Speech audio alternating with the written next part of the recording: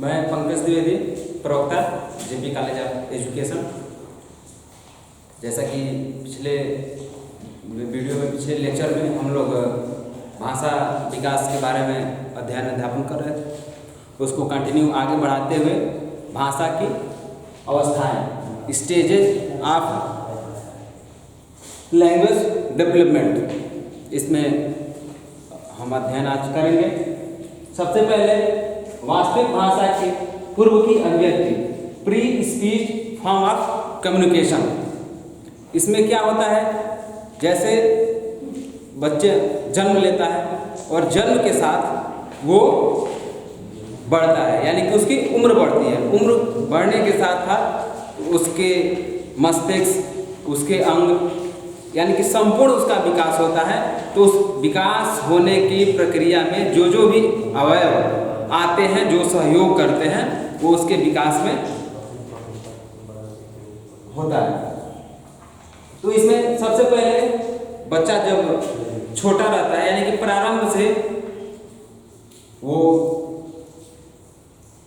कम से कम जब जन्म होता है और जन्म के लगभग 1 सप्ताह तक बिना रुके वो, या बीच बीच में रुकना, रोना, ये सब लगा रहता है। तो ये जो प्रक्रिया है, इसको हम क्रंदन के नाम से जानते हैं। जैसे जन्म लेता है बच्चा, तो कई बार कई मिनटों तक बच्चा वो रोता रहता है। तो रोने का उसका कारण क्या है? तो सबसे पहला जो कारण है, भूख लगना। जैसे बच्चे को भूख लगती है तो वो क्रंदन करता है। उसके बाद प्यास, जैसे उसको प्यास लगी तो वो रोता है। थकान लग जाए तो बच्चा रोता है।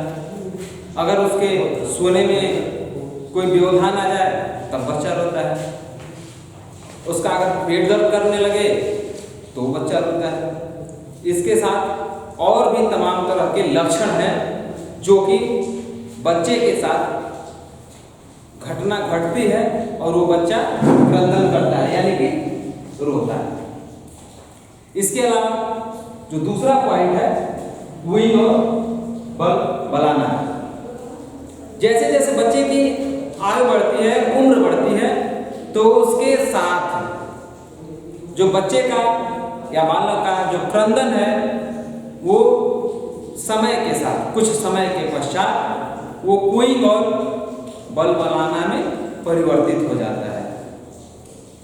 क्वीइंग में क्या है कि वो रो के अपनी हाव भाव के द्वारा अपनी आवश्यकताओं की पूर्ति करता है।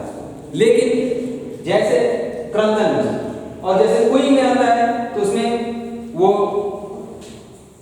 उम्र उसकी बढ़ती है। उम्र बढ़ने के साथ साथ क्रंदन का जो सेकेंड स्टेज है, वो है आपका क्वीइंग। इसमें क्या होता है कि वो जो क्वीइंग है, कुछ समय के पश्चात वो प्रक्रिया आगे बढ़ती है और महीने, यानी कि 2 महीने 4 महीने के अंत तक बच्चा कुछ सरल ध्वनियां निकालने लगता है या बोलने लगता है।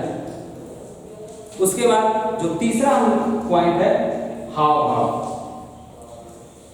वास्तविक भाषा बोलने के पूर्व, यानी कि बच्चा अगर कुछ शब्द या अभिव्यक्ति करता है तो वो भाषा के माध्यम से करता है, यानी कि अतिरिक्त जो उसकी बालक की कुछ अगर आवश्यकता होती है तो वो अपने हाव भाव के द्वारा प्रदर्शित करता है, और अपने हाव भाव के द्वारा प्रदर्शित करके वो समाज में अपने माता पिता को, अपने आसपास के लोगों को बताना चाहता है।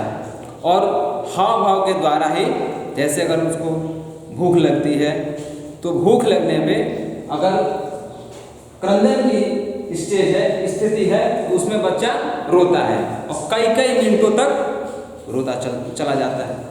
सेकेंड स्टेज की बात करते हैं, कोई और बलाना में, तो उसमें क्या करता है कि जो क्रंदन की स्थिति है, इसमें कुछ परिवर्तित, कुछ समय के बाद परिवर्तित हो जाती है और ये कुछ ध्वनियों का उच्चारण करने लगता है।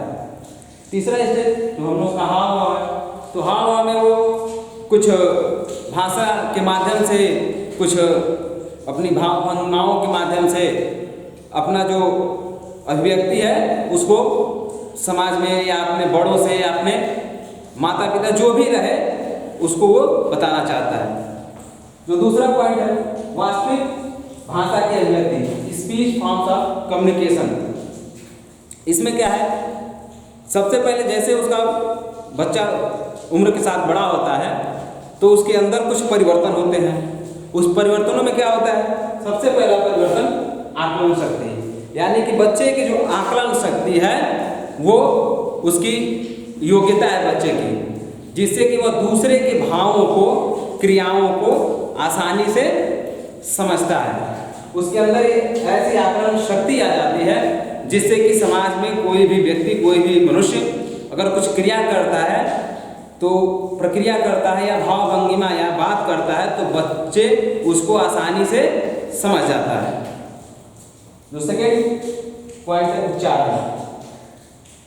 लगभग 6 माह का जब बालक होता है या उसकी उम्र 6 माह होती है तो ऐसे में वो अनेक ध्वनियों का अपने अंदर से, उसके अंदर से ध्वनियाँ निकलती हैं जो कि उसका कोई अर्थ नहीं होता है, वो निरर्थक बोलता है। ऐसे ही जो उसके मन में आया, जो उसके अंदर से अगर कोई आवाज़ आ गई तो उसको वो वाक्य शब्दों के माध्यम से बोलना चालू कर देता है।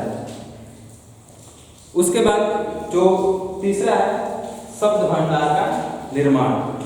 जैसे जैसे कि हम जानते हैं कि बच्चा उम्र उसकी बढ़ती जाती है तो उसके अंदर शब्द भंडार की भी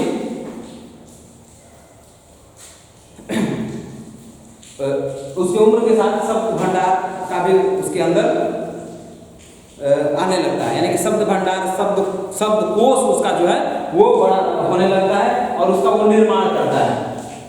इसके बाद वाक्य निर्माण। वाक्य निर्माण में क्या है कि छोटे छोटे जैसे जैसे उसकी आवश्यकताएं होती हैं तो पहले तो छोटे छोटे शब्दों को, छोटे छोटे अक्षरों को बोलता है, उसके बाद वो वाक्य शब्दों को मिला के एक वाक्य बोलने लगता है और अपने आयु के साथ उसकी जो वाक्य निर्माण की प्रक्रिया है वो बढ़ने लगती है।